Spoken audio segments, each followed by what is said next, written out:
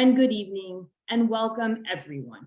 My name is Jenny Dahu, and I will be moderating today's Field of the Future speaker series, exploring environmental, social, and governance, also referred to as ESG. To share a little bit about me, I am working in the climate change group at the World Bank in Washington, D.C. My role is currently focused on implementing an organization-wide rollout of Paris alignment across all World Bank projects globally, starting July 1st. Prior to joining the international development space, I worked in the banking sector, focusing on treasury management solutions for corporate 100 companies.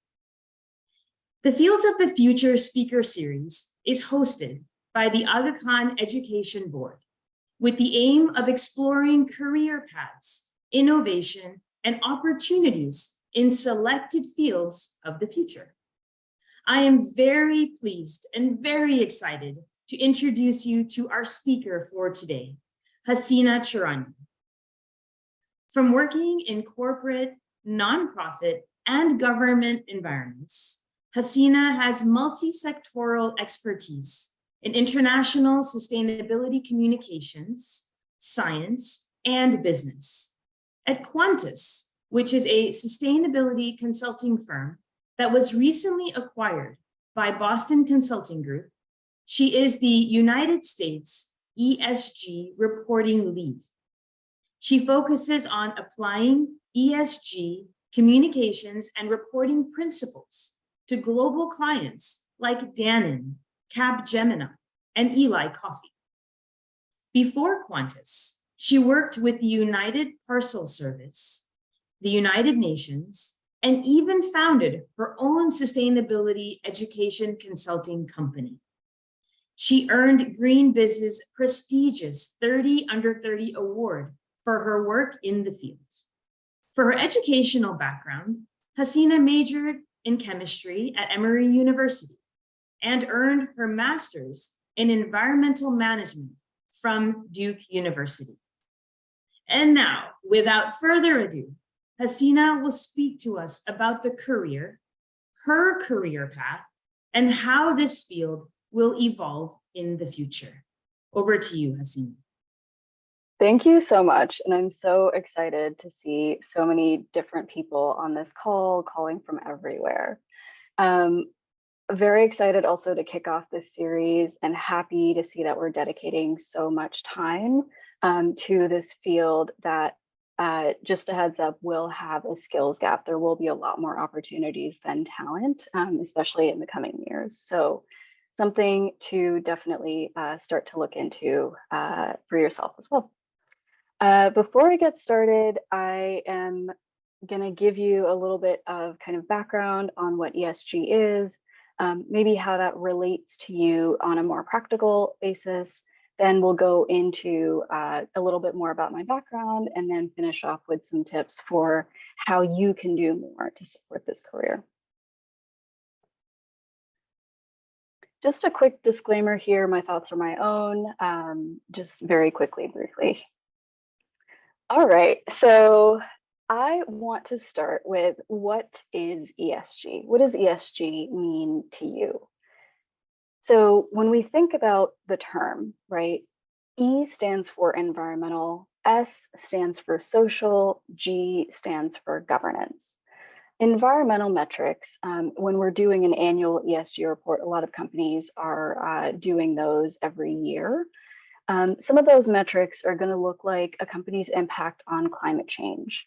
How is it reducing waste? What is its water use? Some of the social metrics are going to look like deaths at a company, diversity, equity, and inclusion. How much diversity of thought is in a company, human rights and labor, and then also volunteer hours. And G is a little bit less, I think, self-explanatory, but the way that I think about it is, how is a company governing itself? Is the answer to that ethically? And what does ethically really mean? Some of those metrics are, how is it avoiding corruption? What types of policies are in place in case something does go awry? And then how and then does leadership in the company itself have the necessary diversity of thought to really pressure test solutions? There's a lot of data to say that diversity of thought does increase the performance of a company and helps to really challenge, you know, a lot of maybe presumptions that we might have when we're launching, let's say, some products. So G is that kind of how is it governing itself? It's a little bit more ambiguous, but that is, you know, just kind of a very systems-wide view at how a company is structured. Now, what is the point, right? So, okay, these companies are doing ESG reports. And this, you know, isn't just for companies. A lot of organizations, nonprofits do this in general. But what is the point? ESG is a framework for how, you know, to capture a company's non-financial performance. It includes risks and opportunities for investors beyond the financial, and it can give a picture of what the company's performance looks like, maybe historically, and then maybe like just for the next 2 or 3 years. But what about beyond that? The point is this. The point is that we are trying to meet our goals and our needs today without compromising the ability of future generations to meet their own needs. So think about that. We're not thinking 2, 5 years down the line. We're thinking 20, 50, 100 years, 200 years down the line. If we want our favorite organizations, companies, hobbies to continue existing and to continue to be enjoyable, what do we need to do today to get there? That is the term that we use in the industry is a systems perspective. Now, if you have that systems perspective, you're not just thinking of it today, right? You're thinking very, very broadly, and you're thinking of how each individual piece of, you know, a business practice or an employee's experience or everything is going into the future of that company. So again, really think about the actions today. Are they supporting the environment? Are they supporting our communities? Are they supporting our economy? What is going to allow us to get to that livable future together? I'm going to spend like a very quick minute on this slide. These are terms that are related to ESG, but they are made for different audiences. So they might be terms for investors, corporations, policymakers, a lot of different folks. So you might see CSR, you might hear of social impact, impact investing, things like that. Now, this is something that I would recommend when you do see these terms. I recommend not falling into the alphabet soup of these terms, especially in a newish career. There will be a lot of discussion of how do we call, you know, what do we call ourselves? What is the work that we're doing? How do we give people a good picture of what we're doing? And I want us to go beyond that. I don't want us just to be focused on the vocabulary. I want us to start doing the work. And so just know these are related terms, but I don't recommend falling into the alphabet soup here. All right, so why do we care about ESG? I really love this quote by Jim Hartsfeld, who is a local sustainability leader here in Atlanta, where I'm based. He says, there are 100 doors into sustainability.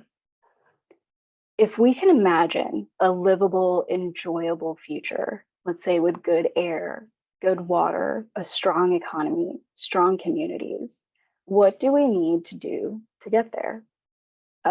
Simply put, I would say a lot of work. I think that there is a lot of work we can do. And I think that's what I'm going to focus on, honestly, throughout the entire presentation. There are so many doors you can enter into the field of sustainability based on what you yourself care about. So let's say you care about fashion. There is a door to enter for sustainable fashion there. Let's say you care about engineering. There is a great way to enter the field through a lens of engineering. Let's say you love food. I love food. There is a way to enter sustainability through that door. And believe it or not, these doors can be incredibly incredibly impactful. So really think about like what that means for you. You don't need to go into, okay, ESG analyst, as a career. What do you care about? What do you love? What do you want to see stick around? Those are the things that I would really encourage you to do more research on how those can be more sustainable. And I'll explain too what I mean by sustainable in just a second. But just know that everything that we do today directly ties to how we're building our future together. Okay, so this next slide is actually very visual. So I'm going to encourage you to kind of picture it, imagine it in your mind. So what does ESG look like? Okay, let's say that we are thinking about ESG and how it applies to your favorite hobby. Let's say it's basketball. This, believe it or not, relates very strongly. I'll show you kind of how we in the field can think about it. So first, we're going to look at, okay, what is a basketball made of, right? 90% of all rubber, which is what the basketball is going to be made of, comes from the Amazon rainforest in South America. So if 90% of those rubber trees that produce this rubber come from there, we need to make sure that we are protecting those rubber trees and that they're able to continue to produce that natural rubber for years to come. Okay, let's say we have the materials, right? We've done that. Now what? We need to make sure that it's safe to touch, it's safe to place in our soil, safe to be around our waterways, wherever that basketball may end up, we need to make sure that it is safe. The other thing that we need to make sure, this is more of that S here, is that it's affordable. So let's say you have this really great, safe, effective basketball, but it's like $200 US. Maybe not the most sustainable, right? Let's say you have a good, affordable, safe basketball. We also need to make sure that that governance component is in there. What that governance component, it looks like is, okay, who is creating that basketball? Let's look back at the company. Are they running their company with ethical practices? Are they ensuring accessibility for its users as well? All of that is governance. And just remember here, if you have 2 out of the 3, right? So let's say that it's affordable and the company has great governance, but it's not safe to touch, not sustainable. If it's, safe to touch and great governance, but not affordable, not sustainable there. So just really keep like that entire system has to be in place for it to be considered a sustainable thing that is supporting ESG. Now, let's say that we played indoors. What do we need to play basketball indoors?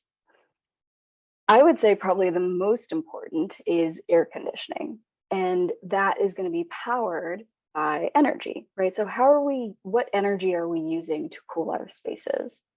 Ideally, if we're, again, trying not to leave a negative impact into the future, we're going to be relying on clean energy that doesn't leave pollutants and things like that for our environment for years into the future. Now, let's say that we are playing outdoors. We will need maybe a few things to play outdoors, not air conditioning, right? But what would we need? We would need good air quality and livable temperatures. Just from kind of an environmental perspective, there are other social and governance aspects here as well. From just an environmental perspective here, we need baseline, good air quality and livable temperatures. And this I've only talked about for one material. I've only talked about it for the basketball. I haven't talked about the hoop, the court, the jerseys, nothing. There is a lot more that we depend on just for this one hobby. So think about your hobbies, and I really encourage you to do some research behind the scenes for what that means for you. So think about your hobbies, right? What goes into the things that you love to buy and use? What are the things that you want to see continue into the future? And how can you, maybe even on a personal level, not professional, but just personal, help to make those things that you love more sustainable? I want to just say, like, reiterate here that sustainability is intersectional. There's a movie that's out that's called Everything Everywhere All at Once. And that movie title reminds me of how I think about sustainability. Everything Everywhere All at Once. There is some way into sustainability from whatever you're doing, whatever activities you have going on in your daily life. So before I jump into more about what I do want to describe a little bit more about what my company does, because from the last slide, you kind of saw like what ESG looks like and how we think about it. That's exactly what my company does. I work at Quantis, which is now part of Boston Consulting Group, which is one of the largest strategy consultants in the world. And our goal is to go from business as usual to business at its best. So if we're looking at, our daily practices right now, how are we going to get to, again, that future that we're envisioning? We're an environmental consulting firm. We are trying to incorporate more of that social, that governance, but really the environment has been kind of the expertise, and we're bringing in the other components as well. The diagram on the right, I really love. This is a diagram of our planetary boundaries. And this is kind of how Quantis looks at the work that we do, especially when it relates to corporate sustainability. We focus a lot on the actions of businesses because they have quite a lot of impact, honestly, on all of our like impacts across the environment, across society, things like that. So this diagram, if you look at the middle, it kind of shows like what is happening within the planetary boundaries that is actually sustainable. That's something that we can sustain for the long term, that it's safe for the planet, safe for us. So in that green little boundary is where there's a safe operating price. Now, if you keep going, there is increasing risk all the way to high risk. One thing I want to just plant in your mind as we go through, especially this webinar series, especially as you look through other ESG type content, is that climate change is extremely important as an issue. And yet there are so many other things that go into our planetary boundaries, that go into what the planet can sustain, that we also need to be looking at. Climate change is a very urgent issue, and I think that's why we have focused a lot on it, but we wanna make sure that anything we're doing to support climate change isn't making an adverse impact on some of the other planetary boundaries in the short term. That is, if we're just focusing on that, we call that generally carbon tunnel vision or climate change tunnel vision. So I'll just warn you to kind of keep away from that. Some of the things that are included here are things like novel entities, which that just means like plastics in our environment, things that are going to stick around for a really long time. This has not yet been quantified, but if you think about plastics in our oceans or waterways or soil or food, can we keep just kind of like throwing away, these things are going to last for decades into those spaces that we inhabit? No, right? There are limits within our planet. There are boundaries within our planet for that. So kind of think about like what that looks like for you as well in terms of plastic consumption. There's one here that I feel very encouraged by. So if you look at stratospheric ozone depletion off to the right here, I love that we are now in the below boundaries, that safe operating space for ozone. Believe it or not, a few decades ago, we were not. We were in that high risk area. And Limits to Growth, there's this book that actually talks about how we brought ozone back into the safe operating space. Limits to Growth talks about how, policies, companies, everyone, technology, we all came together to actually bring that very high risk ozone hole and actually like close it up again through a lot of collective action, a lot of things that we did together to basically solve that issue. So just like we have done for the ozone hole, there are I think if we work together, I think that there are a lot of solutions we can implement to do this for a lot of the other planetary boundaries that we have. All right, let me talk a little bit now about what I do in my daily work. So like I said, Quantis's goal is to go from business as usual to business at its best.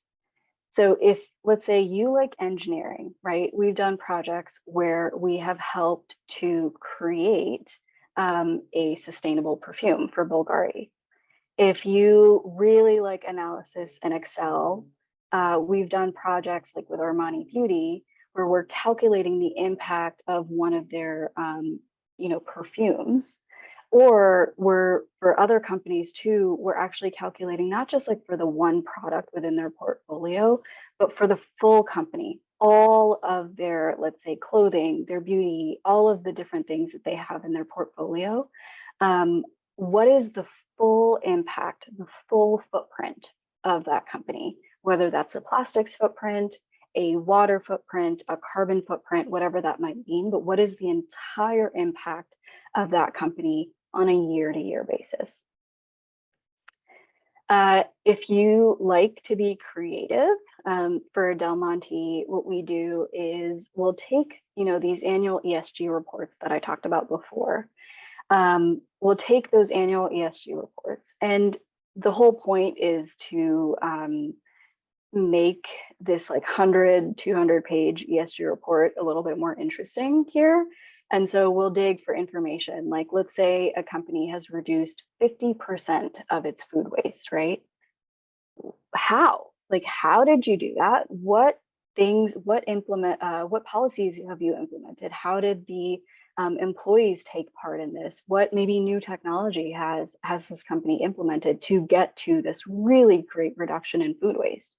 So we'll take those like little bits of information and we'll create infographics and videos and events for employees to learn more, social media posts, just like fun and engaging content overall.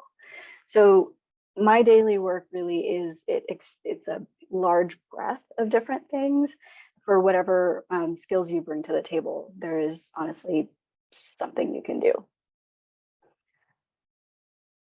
So how did I get into this work? I'm going to spend a few minutes here on this slide because I've experienced a variety of environments, done a lot of different types of work. A lot has gone on in the 10 years that I've been in the field. And I've been recognized, like Jenny said, for my leadership in the field through Green Biz's 30 Under 30, which I would, if you're looking at trying to get into the field and you're really looking at how to be a leader, I would really encourage you to look into that program for some of the profiles if you're interested in applying it for yourself. It has greatly accelerated my career and really led to some wonderful opportunities. So just to backtrack, I don't know if y'all know this, I started off in pre-med. I was at Emory, I was majoring in chemistry. I was not exactly sure what I wanted to do after undergrad, but I knew that I thought chemistry was fun. And so I majored in it and I knew I could like apply it to a whole bunch of different things. Then the summer before my senior year, I actually studied abroad in Italy and realized that a career in sustainability was actually possible. I like had not seen that before. And again, this was like 10-ish years ago, just didn't even know that that was like a possibility at that point. I came back, I started taking classes, and like the nerd that I am, I gave myself 5 years to test out the career. Whatever opportunities I could get in that time, whatever impact I could make in that time, I wanted to see if this was really viable. And I've been here for 10 years, so clearly it is, but that was at that time a pretty risky career to dive right into. The first half of my career after I graduated from Emory, I focused a lot on like things similar to chemistry. So I did a lot of analytical work, a lot of reporting, a lot of honestly just like work behind Excel, lots of analytics there. then I knew, and I'd known this kind of when I had graduated with my bachelor's, but I knew I didn't have a degree in what I wanted to do in sustainability. And I knew too that a lot of these issues, the planetary boundaries that we have, our action today is way more important than our action like 20, 50 years down the line. The work that we need to do today is going to be a lot more impactful. And so I knew I wanted to accelerate my career and like expand the reach of my work. And so I knew I wanted to basically try to get that additional degree for me to like gain the expertise to know what I'm talking about. And so after a few opportunities in, working with engineers, working with a lot of policymakers, things like that, I started my program at Duke and I focused on corporate sustainability there. So really, I wanted to take, like, yes, I can understand scientific papers and yes, I can understand analyses. But I think personally, if I can't take that and do something with it, I'm limiting my effectiveness. So I focused a lot there on communications. I focused on how to expand my reach. And to me, I think focusing on the corporate side is the way to go for me. And so really, like, since then, I've worked at UPS, I've worked within my own consulting company, and then now with Quantis, focused on that communications, focused on that like translation of the science and of the data to general audiences so we can all start to take part in kind of this action together. I'm going to add a little bit more color to this. So my path had a lot of forks in the road, and I'm happy to talk about this more during the Q&A. I had a lot of forks in the road, and there were a lot of considerations that I had to go into. It was very risky, honestly, along the way. But I think the thing that's helped has been that my mom, supported me no matter what. Like my sister is in sports social media. I'm in corporate sustainability. These are not necessarily the most conventional of careers, but I was very excited to hear that, no matter what I did, no matter what I focused on, I had that level of support coming from my mom to really follow what I think is the most impactful career that makes me happy. So I want to spend a couple of minutes here specifically for this audience. So the people that that are attending and that have registered.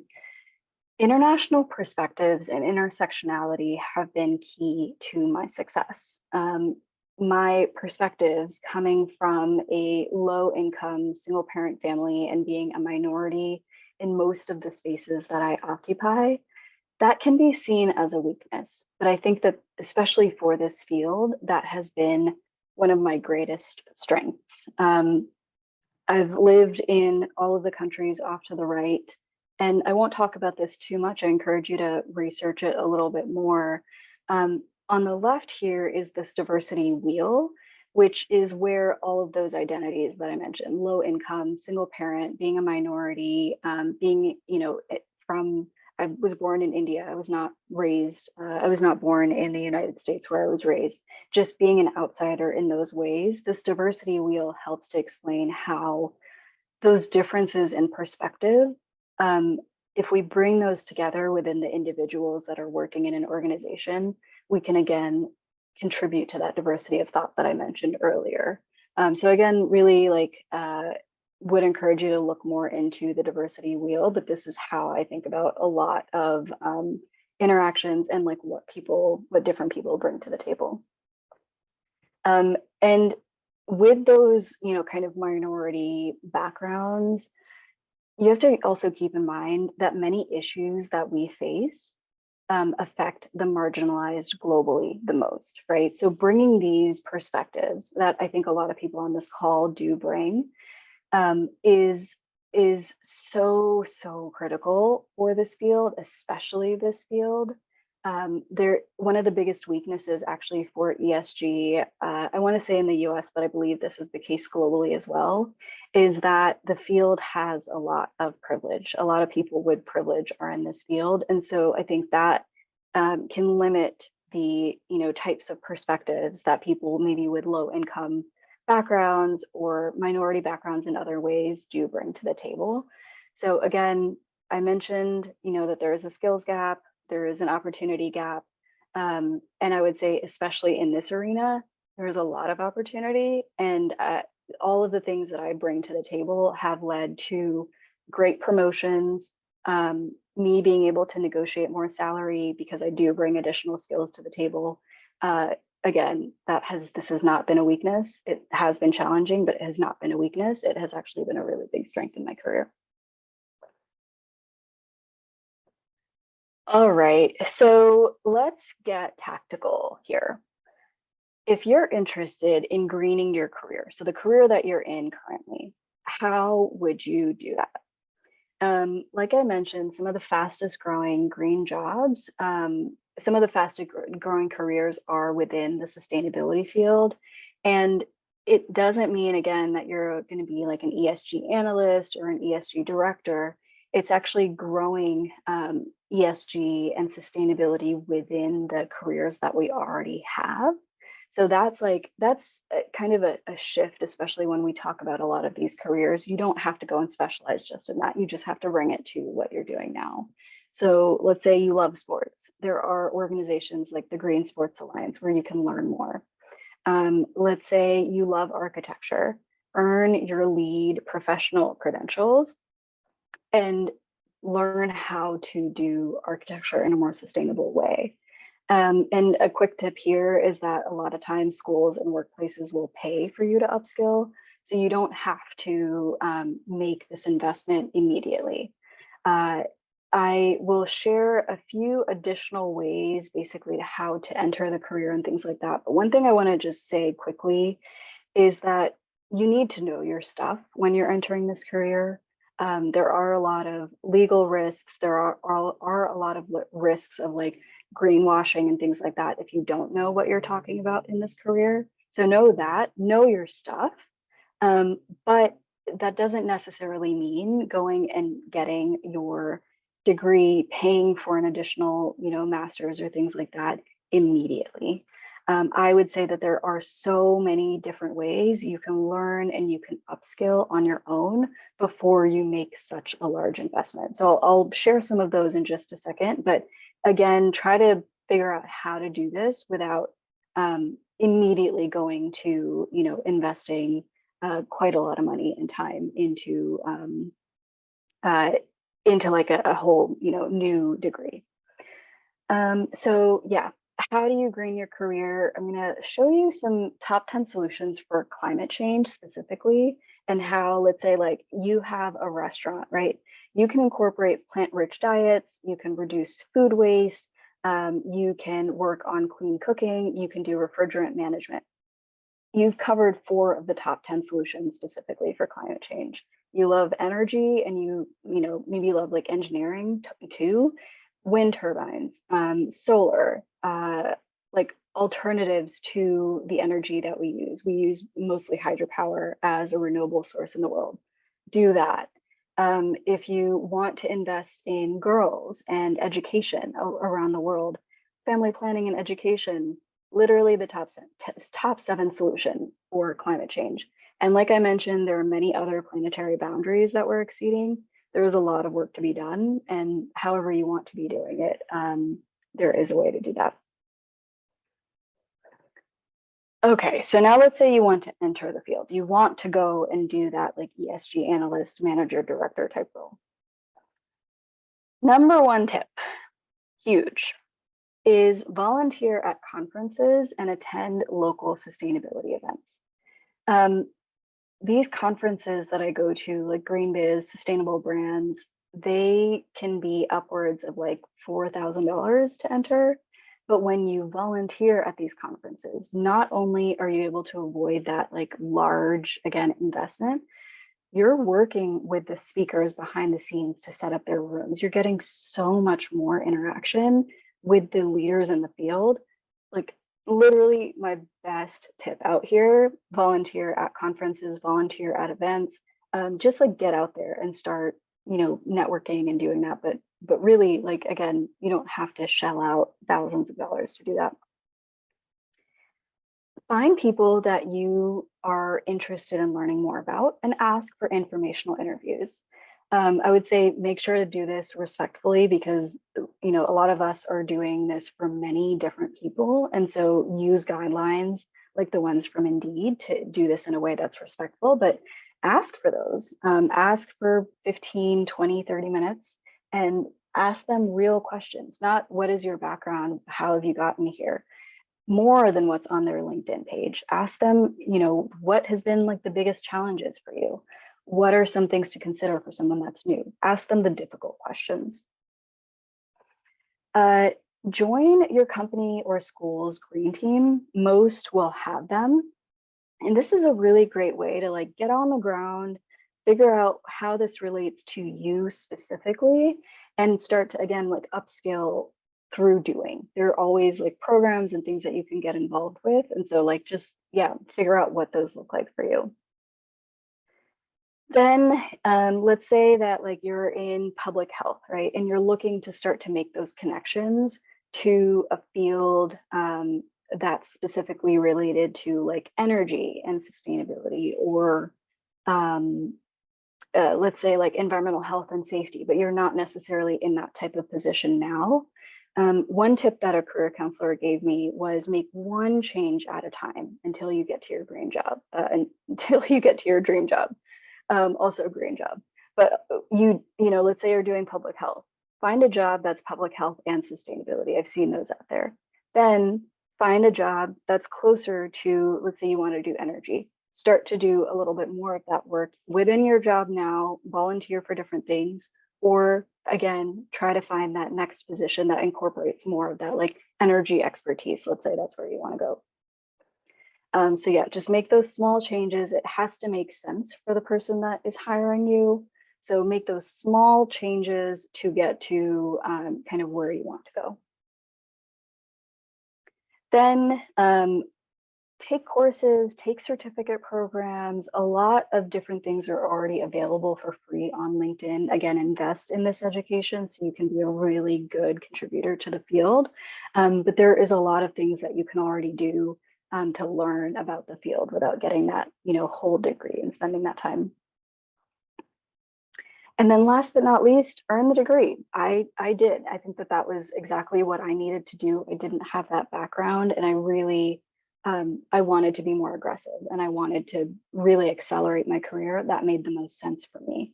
But when you're looking at those like degree programs, there are different ones for like sustainable fashion, sustainable policy, sustainable like environmental science, environmental law, so many different types of career programs or degree programs. Just see what that really means for you, like what you really want to be doing, and then start to do more research on those. All right, so what are the top skills that are needed in the career specifically? I'm going to focus a little bit on the table to the right first, just as an example. But like I said before, if you're interested in fashion, if you're interested in environmental health and safety, energy, even sustainable landscaping, so many different ways. And look at the growth percentages for all of those. They are very fast growing because there's a lot of demand. When you look at like the skills that are needed for some of these careers, they're going to be things like project management, public speaking, leadership and strategy, data analysis, and communications.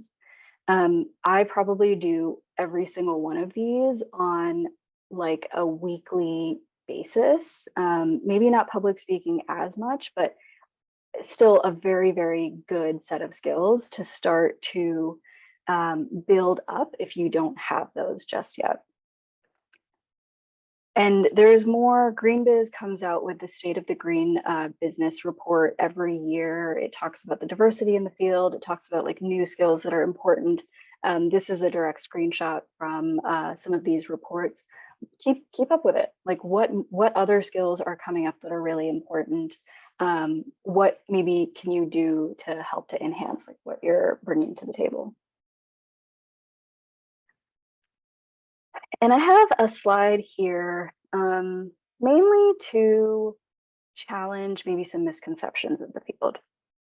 So these are 2022-2023 average annual salaries for sustainability specialist, manager, and director roles. When a lot of times when we think about, okay, I want to do something that's impactful, I want to do something that's good for people and the planet, I think we assume that we're going to be destitute. And I think this slide helps to debunk that. I don't think that that is the case, especially with how much demand there is for the field and especially how much there will be in the future. You don't have to sacrifice a lot to help to make that impact. You just have to find the right jobs. All right, so we're about to wrap up here. Why is ESG a field of the future? Like I mentioned before, there is that skills gap. There will be jobs that require green skills are increasing by 8% annually over the last 5 years, but the same share of talent to fill those positions is only at about 6%. So we need more people. This is something that I feel very, very fulfilled by. And so, yeah, again, what does that look like for you? If you're interested, there will be some jobs out there for sure. All right, and then I'm including, I do a lot of audiobooks. I don't read physical books quite often, but I do read a lot of articles and listen to these books and kind of keep up with the knowledge out there. I will include these in the slides that will be shared after the presentation as some great books to just start to get familiar with the field. So we'll include these here for future reference. All right, so we're going to transition here to Q&A. Very excited to hear what questions you have, and I'll hand it over to Jenny here. Awesome. Thank you so much, Haseena, for this really, really thoughtful and detailed presentation on ESG today. We have a lot of questions that have been coming in, and so we're going to jump right in. Just a couple of comments. The questions are really like combined into two primary components. One is technical questions, and then the other are about how did you get here and really how do you pivot? And so what I'll do is I'll take a couple of the technical questions, but then we'll spend more of the time on how do you pivot, because different people are in different phases of their career, and hearing some thoughts and advice on how you've done it and maybe others who you've worked with and on how they may have done it will probably be helpful for this group. And so if that's okay, the technical questions, I'm actually going to bulk into a couple if you're okay with that. I'm unsure if these questions are about sort of the vocabulary, which you talked about in the beginning, or if this is actually, if each of these components that I'm about to talk about are significantly different. And so if you could maybe talk to that a little bit, because you started your presentation saying that, you know, that that ESG has sort of evolved, even though it's had similar sort of characteristics over the last several years. And so a couple of questions that I'll bulk together is, can you speak to some of the challenges relating to ESG and greenwashing? You talked briefly about greenwashing, so it would be helpful to understand, when you have worked with the private sector and some of your clients, is ESG just another way of greenwashing, or do we feel like this is a bit of a different movement? Related to that, and again, this is related to that in the context of vocabulary, do you think that there is a difference or a significant difference between when you say ESG reporting and sustainability reporting? Or are these kind of synonymous, but it just kind of depends on how a company is labeling their, you know, their annual report, for example, or some of their sort of like corporate social responsibility reporting? I'm going to pause there and ask you to maybe cover a little bit on that. Yeah. Oh my God. I'm so impressed by these questions. This is great. So first, yes, greenwashing. I am in communications. That is what I think about every minute, if not every hour. How do I prevent my clients from putting something out there that can be considered greenwashing? One of the best ways to do that is to ensure that what you're putting out there is based on science and is based on data and is based on research, credible research. I think that let's say that, you are putting out a net zero goal, let's say net zero by 2050. What is going into that goal, right? How much of your operations are being covered by that goal? A lot of times we'll say it's only scope 1 and scope 2, and scope 3 is 97% of your emissions. That doesn't cut it, right?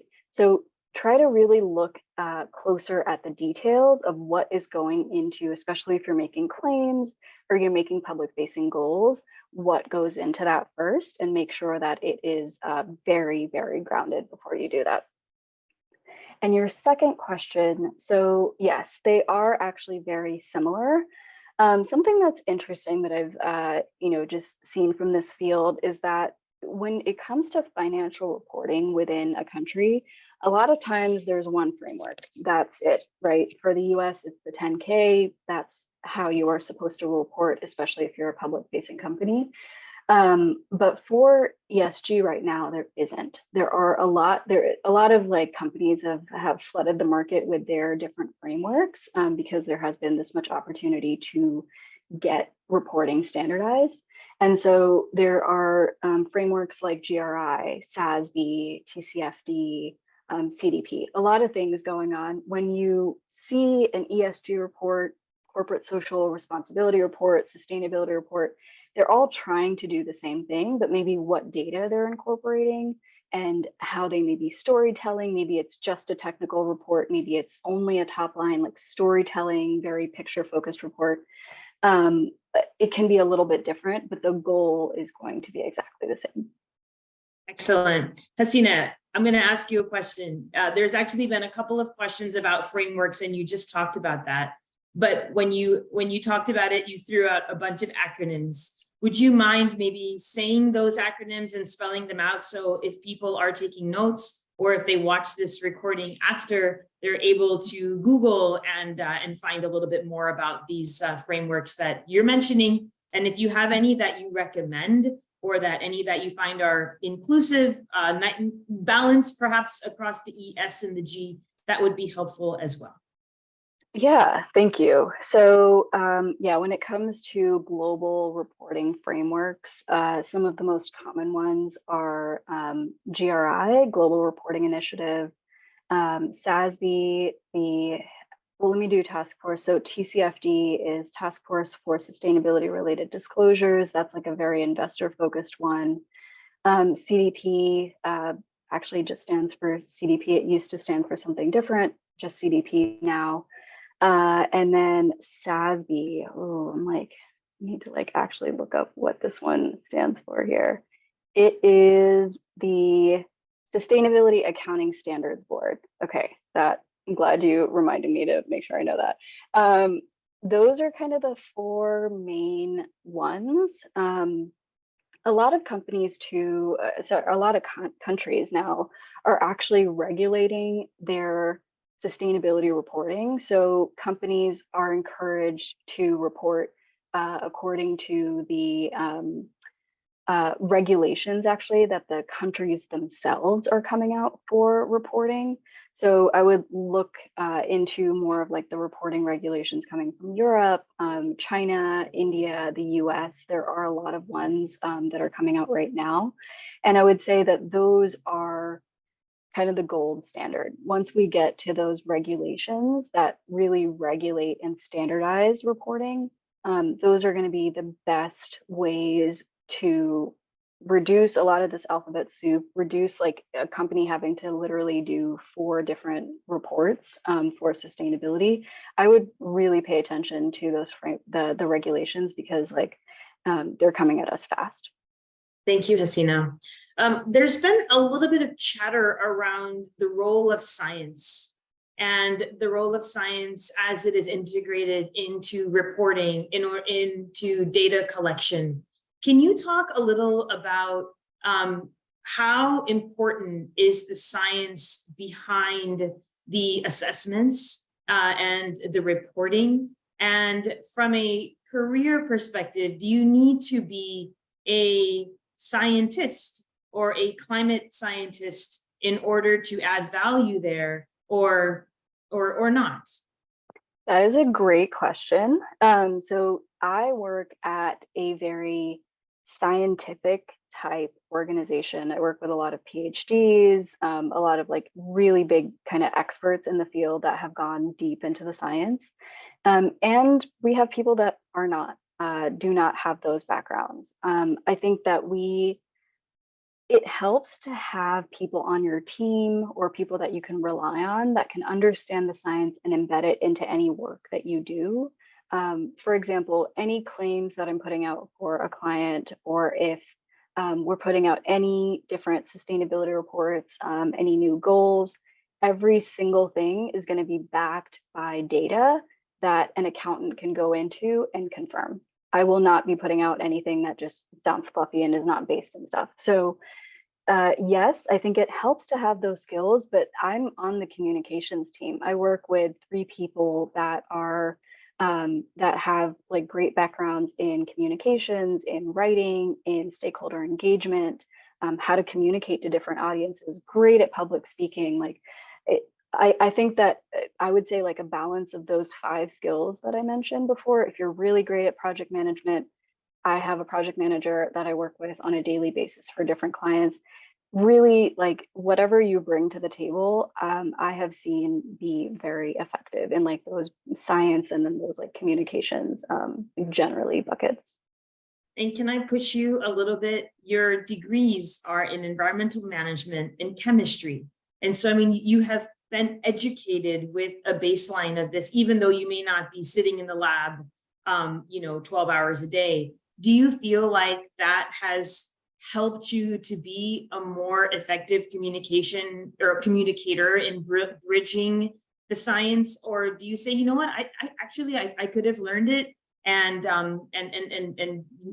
educating myself along with the things I have would have been sufficient? Yeah, I think for and please let me know if I'm answering the question correctly. So if I look back at where I've gotten most of my communications and reporting experience, which is what I do on a daily basis, it was on the job. But I know that for me to have like the background in sustainability, the knowledge to be able to get those jobs, I needed to do my research, whether that was from the degrees that I have, or whether that was from a certificate program or a course, or like just picking it up and doing some like volunteer projects, whatever it might be. I needed to make sure in my interviews that I knew my stuff, because again, the companies are taking some risks if you don't know the science behind it. So yeah, I think yes, it's very important to like study some of this. I didn't ever take any like communications courses or anything like that in while I was at Duke, but I know that like I needed to know sustainability, the science of sustainability, to even land a career where I could actually like practice those communication and reporting skills. That's super helpful. Thank you. We've also had, it seems like there are people that have joined today's session who have a background in finance. They might be auditors, accountants, CPAs. They're working in impact investing, and they're asking, and so it's a little technical because it may be linked to elements of the framework, but I'm going to pivot a little bit now into how do you pivot? And it seems like there are people, like I said in the session, that are coming from that background and that are asking, if I have this background, how do I pivot? And if I have these skills as a baseline, is there a competitive opportunity, or is there a point of entry that you would recommend as they look at different jobs? So for someone with like an accounting background specifically, or any background? I've heard a few. So if we can focus on finance, because we've gotten a good number of questions with somebody who may have an accounting background or an impact investing background, which I know are distinct, but they're in sort of that financial, field. Oh my God, we need you so much. Like we need people with that accounting background so much, because like I mentioned, the regulations that are coming down the pike. A lot of what is happening is that companies are trying to connect the financial reporting, let's say the 10K, to the non-financial reporting, and those systems have to talk to each other, which means we're incorporating ourselves into the existing accounting systems. So like we need you so much. That I've seen jobs specifically for sustainability accounting, specifically looking at people with those skills, because as we try to formalize the industry more and really make it more credible from a financial perspective, we need the people that are doing the accounting and have that background to make those connections and make it make sense for everyone. So yeah, need that very specifically. And I would say like, yeah, sustainability accounting, ESG accounting jobs. I got a message about being recruited for one recently. Lots of them out there. Haseena, are there things that somebody could write in their cover letter? Like let's stick to the finance and your response right now. Because the good news is, yes, there's demand. I think that the next question that we would love your advice on is, how do I do that? Like, how do I go from how do I get that interview? Are there things that somebody could write in their cover letter or bullets that they could write in their CV that would make them candidates to be interviewed?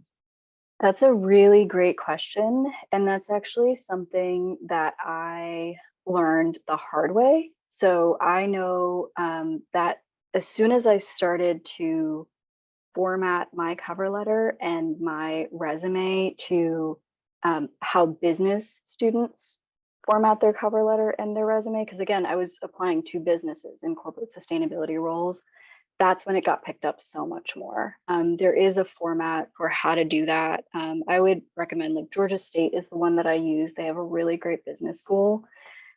Bulleted format, look at, how best to write in like a succinct way. There is, I'll find it. Axios has a way of writing. It's called brief. Sorry, this is important. So I'm gonna, smart brevity. That's something that I incorporate quite a lot. I've been trained in it as well. I would incorporate smart brevity in your resume, your cover letter, tailor every single one to the job, because no person is reading it first. It's going to be a system that's scanning against the job description and your application to see, like, are there any matches in the first place? Is there any overlap? And then when someone reads it, 5 seconds. In 5 seconds, can you see, okay, yes, this person has the background, the skills to do this job well? Are those things sticking out very quickly? Again, using those smart brevity principles. The easier you can make it for someone to see that you're qualified, the better I think it would be for you. Excellent, thank you. And thanks for mentioning some of those very specific resources. I think that'll be very helpful. Couple of questions have also come in around, it seems like there are questions that are coming in around pivoting within the E, the S, and the G. And so there are certain people who are working in the environmental policy space, for example, or in the science space, and they're wondering how do you pivot into that corporate space? And are there any opportunities that you see there? And I think related to that, Haseena, can you talk a little bit about, do people look at ESG specialists as somebody who is more E, more S, or more G? Or is there sort of a comprehensive lens? I know your company may be a little more on the E side, But when you describe everything, it seems like they are also touching the S and the G. So can you talk a little bit about that and maybe the wave of the future in that space? I think you're like hitting the nail on the head. That is the wave of the future. Being able to accurately encompass the E, the S, and the G in decision making, I think will only strengthen the solutions that we're putting out there. I think that if you don't consider, let's say, women or poverty or politics, like corruption policies or things like that in an environmental solution or in something that's like very heavily focused on the E, you're running a risk there. And so I think that is not done as well as I think it will be done in the future, just incorporating all of those components well. But I think that's like strongly needed, and again, one of the weaknesses in the field. One of the tools that I'll mention here is looking at the UN's definition of sustainable development. They include people, planet, and profit. Profit is included in sustainably creating our futures. So like, look at what those look like. Really, like, you can focus on the E and do really well. You can focus on the S and do really well.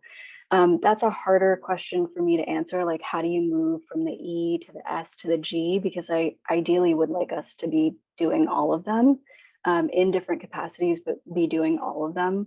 And like, I'm seeing kind of a similar question here. If you're like, let's say, focused on social policy, right? You can try to enter more of that like ESG space by continuing to do policy, but maybe doing like sustainable development policy instead of like social development policy. So I think you can like try to broaden your perspective and try to think about it from that systems view. But yeah, it's going to be like, ideally, we're doing all of those really well. Excellent. So a personal question for you, because there are so many people who are talking about how do you pivot within ESG, outside of ESG. It seems like when you shared your career, you've done a fair amount of pivoting. But can you talk to us about maybe the most memorable, perhaps the most risky, or maybe most rewarding, I don't know, as you see fit, but pivotal moment in your career that you can share with us? Yeah, thanks for that question.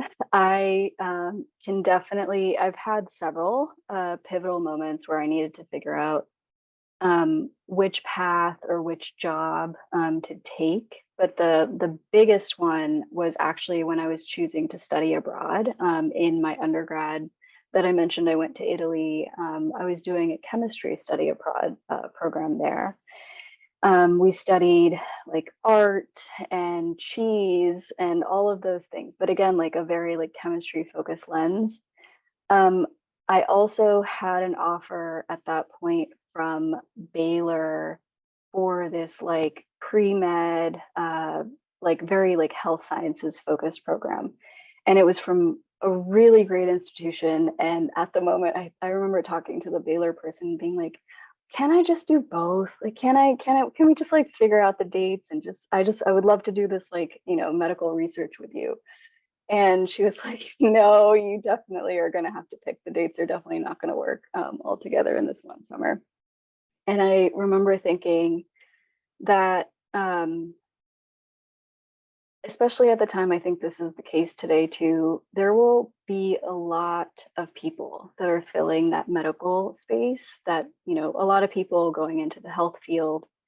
Overall, there weren't that many people doing that sustainability field. And so if I really wanted to have a lasting legacy, leave an impact, leave the world in a better place than I found it, I knew that like sustainability needed more support.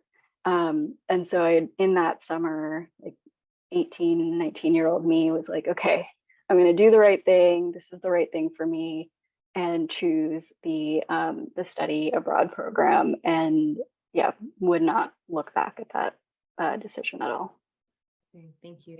And related to that question, and I think that you may have touched on it, but if there is a moment in time where you can say, this is what did it, how did you get your foot in the door? Because it seems like that's another related question that people are they're asking, right? Is like, I feel like I could do this, but I just don't know how to get in.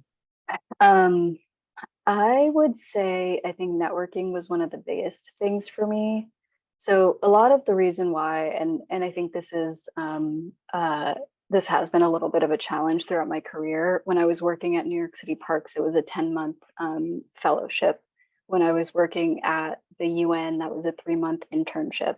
There were a lot of kind of like enclosed, like, time encapsulated programs, just could not necessarily extend them. And so that in itself made it so it made me look like I was a flight risk, honestly. Like, it made me look like I couldn't stick to a job and that I didn't have what it takes to be like loyal to a company and things like that. And I think that was very challenging. What helped, and this is when I started my own consulting company, and then when I started working at UPS, I had 5 people vouching for me when I applied to that UPS position. I knew them from a public speaking seminar, from conferences that I'd gone to, from grad school. All of these people from within the UPS network were like, I met her at this different thing, and I can vouch for her so strongly. All of that networking that I had built up when I was not necessarily looking for a job, when I was just learning about my career, I kept up those relationships and made a strong impression on those people that they were so eager to vouch for me when the time did come. There have definitely been times throughout this, career path, like the last 10, 12 years, where like I was unemployed and it was extremely hard. And the people around me like held me up during that time. But when I was unemployed, I was probably doing more hours, networking, applying to jobs, doing so much more work than I probably would have in a job. So yeah, I would say put in the investment early and just keep doing the work. It does pay off. Great. And you have talked a lot about, and you just did that, you seems to me like you've constantly kept learning and you continue to build your knowledge, you continue to do research, you go to these conferences, you're networking, you're doing a lot of things. As you think about the future, what would you recommend, or what do you foresee as the sort of top 3 ESG milestones or developments to watch out for in the next 12 to 18 months? Okay, so kind of global developments. Yeah, it seems like there are some questions around, ESG is so many different things. Are there any, are there any things that we should keep in mind or that we could potentially focus on to be competitive in the next year or so?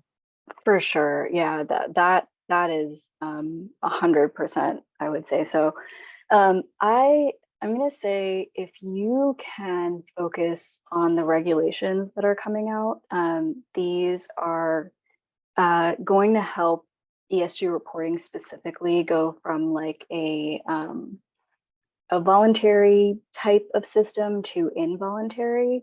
That is going to make you indispensable. If you can understand all of the policies behind the regulations that are coming, indispensable, huge. And they're all coming fast, like within the next 2 years, I think they're already going to be in place, like everywhere. So that's going to be really big.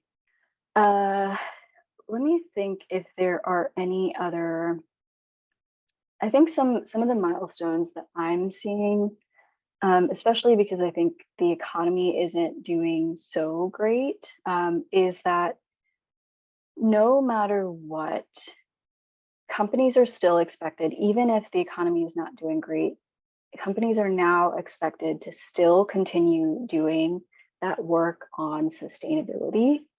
And so for you, maybe an opportunity there is to focus on, let's say you bring that accounting background, right? Focus on how you can land that job that is now going to go from involuntary to voluntary. Yes, knowing the regulations is really important, but if you bring accounting to the table, like you can't just like do an annual, financial report when the economy is doing great and skip it if it's not doing great. It's still going to be required, right?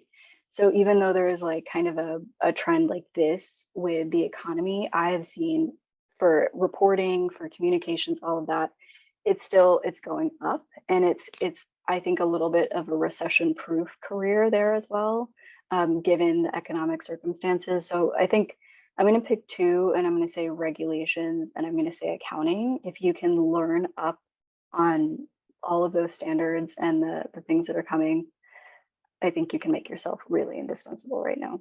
Great. Haseena, you mentioned regulation several times and policy. What in your mind, and I know your answer was global, but in your mind, if somebody is like, okay, I'm sitting in India and I'm going to try to understand regulation, does that mean that somebody should go and policy, right? Does that mean that somebody should now do research in the regulatory requirements of that particular country? So that's a government point of entry. Or should somebody say, okay, I'm interested in the transport sector, and so I'm going to look at, the top 5 transport companies and, understand their vision statement and look at their sustainability report. Like, how do you do the homework? What's the optimal way to do the homework to understand the policies and regulations? Yeah, that's a really great question. So I'm going to answer that in 2 different ways. I'm looking right now, I just did like a quick search on sustainability regulations for the US. If you just do that for the country that you're based in, a lot of countries are starting to put together regulations when it comes to how new transportation is being built, how new buildings are being built, how companies are reporting against a lot of these things. All of that is already starting to be built.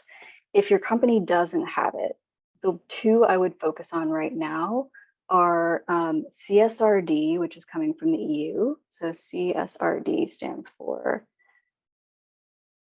the Corporate Sustainability Reporting Directive, coming from the EU. It's already in place. That is something that if there are operations for a company in the EU, they're going to be required to report against these. And it's starting to become kind of the gold standard for reporting. I would really, really look into that one. And I don't think it necessarily means that you need to have like a policy job or a policy background to understand them. I think there are courses already, honestly, on how to teach, how to learn CSRD. Just learn it. Just take the time to like learn it on your own. What you're going to be doing with that is then applying it to, let's say you are in a transportation company. You're going to be then applying it to whatever that company is in. If you're looking for a way to be impactful, right? I shared so many different careers, so many different things that you could do, and how you can, like, from what you love, like make this applicable to you. Look at the top 10 like solutions for climate change. Like I mentioned before, that's from Project Drawdown. It'll be in the slides that are sent. Look at your country's top 10 maybe environmental issues or contributors to climate change, contributors to plastic pollution. If you look at like those sectors, a lot of times you'll see building management is really big in that. You'll see that energy is really huge. Transportation is huge. Food is huge. All of those sectors are going to be like really high impact sectors for the kind of work that we're doing. So take a look at, CSRD, take a look at the regulations that are going to be for like all sectors in total. And then if you really want to be like impactful, look at the ones that are going to be the most impactful for your region or your country. And you're going to be able to honestly find more opportunities in those as well. Excellent, super helpful. We only have a few more minutes, and so we'll ask 1 or 2 more questions before we close the session. This one is related to artificial intelligence. And there's a few questions around whether you have observed anything around the role of artificial intelligence or AI and the revolution and how it may influence this space. And is anyone talking about it? And if so, what are they talking about? Definitely. So AI, I think, can be one of the biggest contributors. Let me add that to the list that you asked me before. Like some of the things that are going to be game changers for this field in the next few years, AI, I would add that as one of them. Some of the things that I've seen, like when you're looking at like mapping, a region, and you're looking at doing that with some of the current technology that we have, a lot of that still has to be done manually. Like, okay, I want to see, is this land being deforested? You have to do that really manually right now. With AI, that is going to be such a rapid process. I think that there is a lot more that can come specifically for this field that helps to automate a lot of like the work that we do that takes a lot of time, takes a lot of like resources. And I think instead of us, like maybe even at one point, ESG reporting will be able to be done through AI, who knows? I think it can take a lot of the work that we're putting into like kind of the manual labor of the work and do it more to like actually taking action. So I think AI is going to be, AI is already, but is going to be, I think, like a really big solution for us to just do more of that impactful work. Great, thank you. And then just one final question that in some cases, some people may feel like is potentially a barrier. But do you think that, do you think that ESG is going to be impacted by by different countries, how they perceive environmental science, climate change, and government, and the role that a particular government plays in that particular moment in time? That's a great point. And I do hear kind of the anxiety in that question too, because I think that there is a lot that the systems around you are going to either help or not help in doing this work. I think that, I mean, like I faced that very much after I graduated, when our administration in the US was not supportive of sustainability. It was very hard for me to get a job. I think though that one, there are a lot more remote jobs, right? Look beyond where you're based. The work needs to get done. There are going to be opportunities. Look beyond where you're based.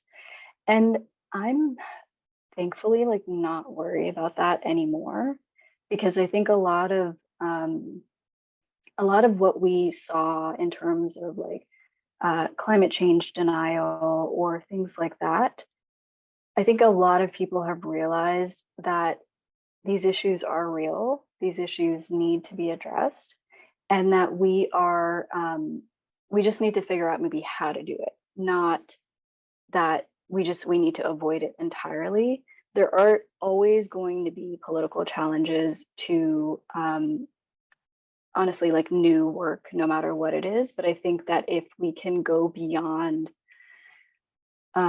politics at some point for some of this, especially when you're just entering the field, just look for the opportunities where they are, because thankfully they're there now. They're readily available, and I think that we, like, if I can like leave you with a quick point of advice, there's a lot of ways to not be like in this like doom and gloom of climate change and doom and gloom of like environmental action and sustainability overall. Feed yourself, feed your soul a little bit with like the climate optimism that's out there. There are a lot of like social media profiles, videos, lots of things that can like help you feel encouraged and see the opportunities where they are now, and kind of focus on that.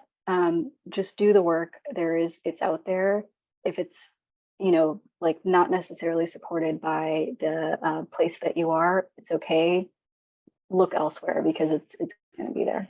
Thanks, Haseena. That was actually my final question was what's your final tip of advice? And I think that's perfect. I think if you've shared anything today, it's that we're not talking about companies and organizations and nonprofits in the world just doing this to do it. I think that what we're learning is that this is really something that is embedded in the fabric of our future generations, and our hope is that there are so many, and it's clear that there are so many points of entry to do good work and to add value in this space. And you've really showed us a lot of that and gave us a lot to think about today. Haseena, thank you so much for taking the time to join us today. Once again, thank you all for joining us today. Have a good afternoon, have a good evening, and take care. Bye-bye.